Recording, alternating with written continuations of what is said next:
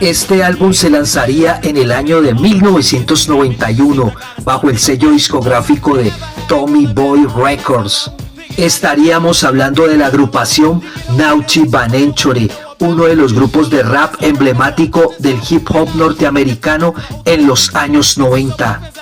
De este trabajo musical se destaca la canción como éxito llamada OPP.